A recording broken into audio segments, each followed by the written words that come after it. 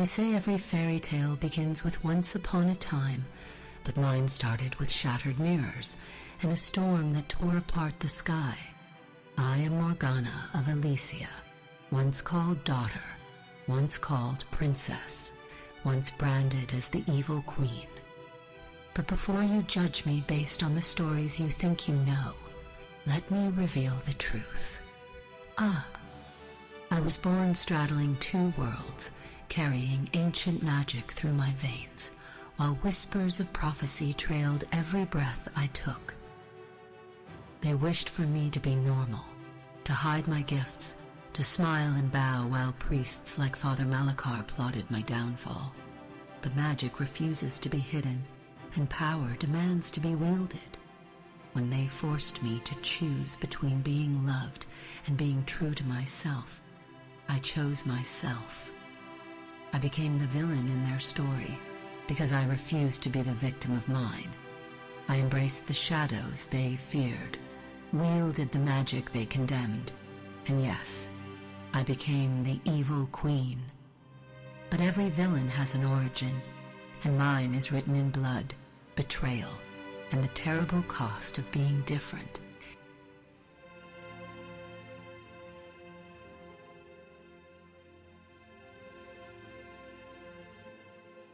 Love, true love, was the cruelest magic of all.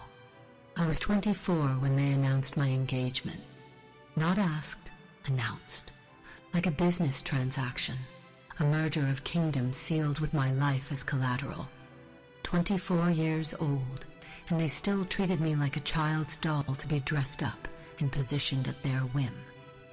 The great hall buzzed with celebration, while I sat frozen at the high table, watching nobles toast my future with a man I'd never chosen, never loved, never even properly met. But it was what happened next that sealed both our fates. They had made me a prisoner of their expectations, a puppet dancing to their political games. But power would make me the one pulling the strings. They called me evil, but I was simply a woman who had been pushed too far, who had watched love slip through her fingers one too many times, who had learned that sometimes the only way to break free from a cage is to become something too dangerous to contain. I was meant to be useful, compliant, grateful for whatever scraps of affection they threw my way. So I wrote my own ending, and if that made me a monster, then at least I was a monster of my own making. And so I claimed my crown, not through birthright or marriage, but through the simple, terrifying act of refusing to be anyone's victim ever again.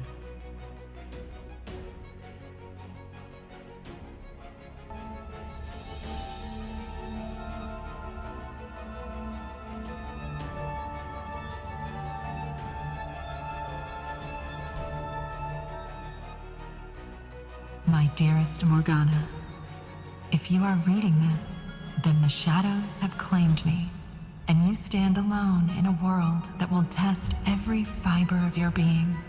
My heart breaks, knowing I cannot guide you through what lies ahead, but perhaps these words can serve as a lantern in your darkest hours. You are not cursed, my darling daughter. You are blessed with a power that terrifies those who cannot understand it. The magic that flows through your veins is the same that once protected our kingdom, the same that your grandmother wielded with wisdom and grace. But power without love becomes tyranny, and love without boundaries becomes weakness. I have watched you struggle with the weight of expectation, seen you try to dim your light to make others comfortable.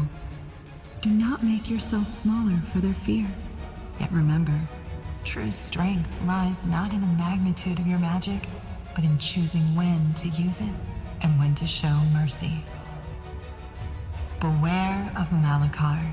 He whispers poison dressed as counsel, and he has been circling our family like a vulture since before you were born. He seeks to corrupt what he cannot control. Trust your heart, but guard it well.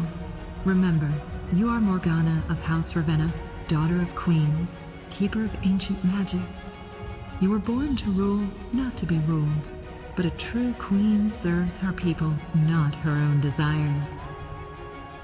I love you beyond the boundaries of life and death. When the darkness calls to you, and it will, remember that you always have a choice. Your devoted mother, Ravenna.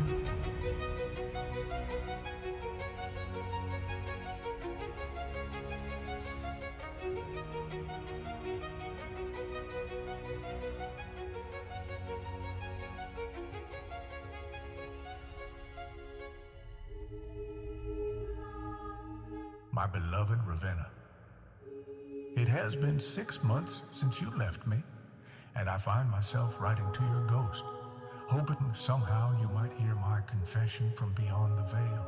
I am failing her, I am failing Morgana, and I am failing you. The nobles circle like wolves, questioning her legitimacy, her age, her activities. Lord Cassius speaks openly of a regency council. Duke Aldrich suggests a strategic marriage to stabilize her claim. But now there are whispers, Ravenna, terrible whispers, about forbidden practices in the forest. They say she consorts with Seraphina's ward, that boy with no name, no bloodline, raised by a woman they call witch. They speak of rituals, of unnatural ceremonies, of things that would see her burned at the stake if proven true. She is only 17, Ravenna, 17, and they expect her to carry the weight of a kingdom while navigating accusations of witchcraft and impropriety. The reports from the servants grow more disturbing. They speak of her returning from the forest with dilated eyes, speaking of visions, of conversations with spirits. Malachar has been helpful in managing these rumors. He offers solutions, provides counsel on how to protect her reputation. But there is something in his eyes when he speaks of her condition that makes my blood run cold. I fear what she has become in her grief. I fear what she might do if cornered, and I fear that in trying to protect her, I am destroying everything we built together. The crown should pass to her. It is her birthright. But if these accusations prove true, if the church becomes involved, there will be nothing left to inherit but ashes. Forgive me, my darling. I am drowning in a sea of impossible choices. Forever yours, in grief and regret. Frederick.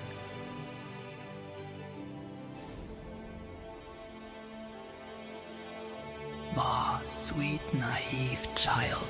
You think betrayal is discovered in a single moment. But I have been orchestrating Morgana's awakening for years, and tonight she finally found my masterpiece. Every letter she discovered was placed with surgical precision, each revelation timed to shatter her trust completely, and forge her into the weapon this pathetic kingdom truly deserves. I wanted her to know that every betrayal was orchestrated, every manipulation calculated, every manipulation of her life carefully crafted, every moment of her life carefully crafted to lead to this exact revelation. Now she stands transformed. Now she stands transformed away. Her innocence of my design. By the flames of my design. She believes she is reclaiming her power. She believes she is reclaiming her power. Fulfilling her purpose. Simply fulfilling her purpose. She thinks she is the darkness. She thinks she is conquering. Meant to consume her. Meant to consume her. My perfect queen rises. My perfect queen rises. Not despite the betrayal.